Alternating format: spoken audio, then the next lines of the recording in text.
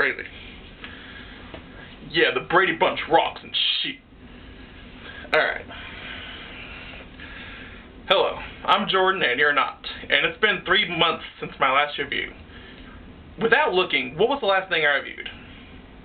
That's right, I don't remember either. Alright, so this is going to be my review on the Brady Bunch movie.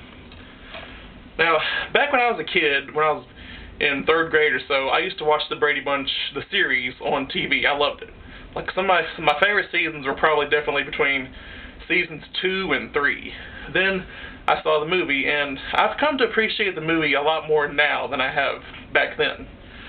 And to me, it's the perfect tribute to the series.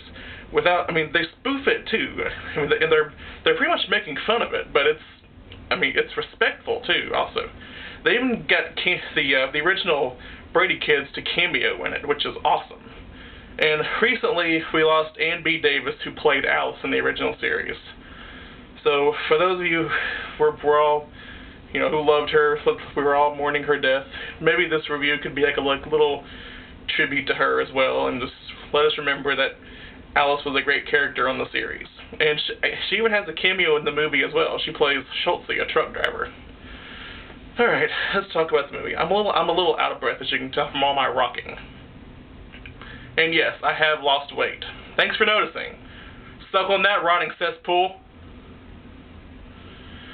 Okay, so there's a really good storyline, which is about what's his face. I don't know his name in real life though.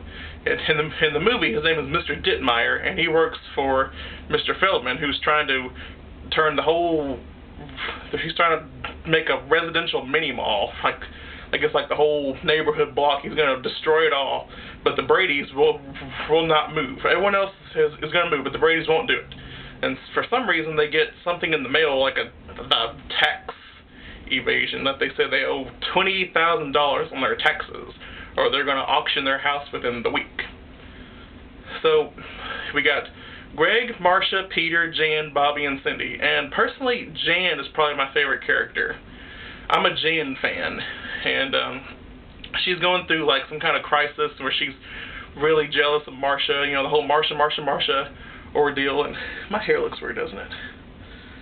Okay, so there's a lot of inside jokes to like the series, and there's sexual innuendos when you can tell that it's set in the 90s. It's definitely a 90s movie, but the way the Brady Bunch is portrayed is that they still believe that it's like the 1970s. They still have their, Mike Brady, Gary Cole has an afro, and everyone all says, "Oh, you're a groovy chick. You're real happy in a far out way," or something like that. They're just really they're bringing the 70s, trying to bring it back into the 90s, I guess.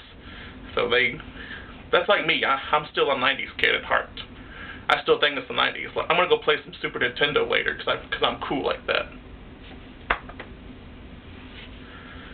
Okay, so Mr. Dittmeyer has a hot cougar wife. Jean Smart, I think, is who plays her. She's like an alcoholic. She doesn't really do nothing at all in the whole movie. She just lays there and tries to have sex with Greg and Peter. That's awesome. Yeah. Okay. Also, let's see. Let's count all the cameos that the original Brady's were. You had the original Greg, Barry Williams. You had the original Peter. Is her name Christopher Knight, I think? You have, the mom, Florence Henderson. Alice, of course. Ann B. Davis. You have...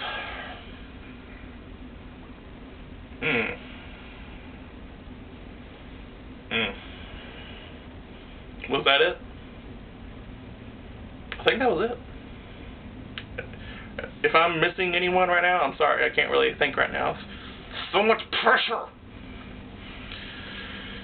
Alright, so the kids, Cindy over here is that Mike and Carol are going to have to sell their house.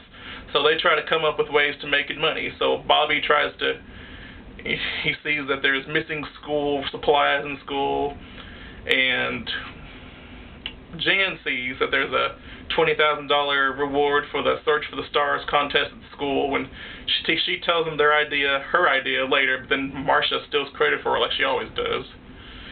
And Greg tries to become Johnny Bravo and tries to become like a big rock star to help make money, but that's not going to go nowhere. I need my glasses. I can't see. I'm like Jan. Oh, there you are. Okay. And there's like there's like a prom. Well, it's the school dance, and Marcia there's a subplot between her and this guy Doug, who's the big man on campus, and this guy Charlie that she really likes. And so she has to tell the one that she doesn't want to go with something suddenly came up. So of course she picks the hot hunky guy Doug, who tries to take advantage of her. And then when they get to the prom, there's something awesome that they get Davy Jones. Okay, Davy Jones is there, and he rocks that old school. Like there's like this really hard rock band in the background. He plays that song, "Girl, look what you've done to me." Yeah, that song. He sings that, but there's like a hard rock version of it. Like that'd be like if Marilyn Manson started playing like music in the background to help him out. That was awesome. I even bought the soundtrack and I listened to that song over and over and over and over because it's really good. It's a really good song. But like if you hear like the original version, it's okay. I'm more of a hard rock kind of guy. So after Jan can't take it anymore, so she decides to run away. She should just move out. Random Roommates joke. If y'all need to go to our other channel, Random Roommates. Random Roommates is awesome. It's a great show. It's going to be a big twist, probably. Never going to happen, though. Okay, so Jan meets up with the original Alice, Ann B. Davis, and she plays Schultze, a truck driver, who kind of talks her into, going back home, trying to be herself, and just, don't let nothing get to you. Don't let nobody tear you down. Be true to yourself. So then the next day they go to the Search for the Stars, and of course they sing one of their songs from the original shows. And of course, well, I'm spoiling everything for you, I'm sorry. Okay, so I'll try to stop there. And I think it's a really great tribute to the series, and I give this an A+.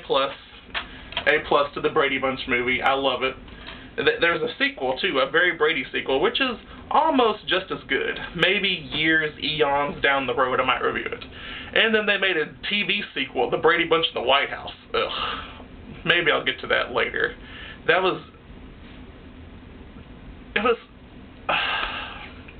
We'll get to that. So, yeah, this was a really, really great tribute to the series, and they were respectful, even with having sexual innuendos in it. That this was supposed to be funny, and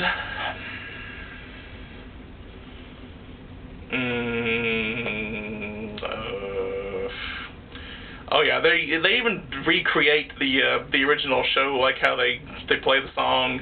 Here's the story. That they even redo that. And they even have the set that they use it probably is the original house that they used from the original set. This is probably the closest that they've like from a big budget movie to ever look just like the original house. It pretty much is the original house, even though it's probably the outside is probably different. Yeah, the outside is different, but inside it looks just like the series. And like other series like Dark Shadows, Collinwood looks different, and Land of the Lost, it looks pretty different, and those are some other my favorite TV made movies. Yeah, I might go back and review some more Dark Shadows collections individually. I'm rewatching the 1897 storyline again. It's a lot better this time around. All right. Well, I hope you found this review helpful. I hope this is bring me out of retirement and review more reviews. See you later.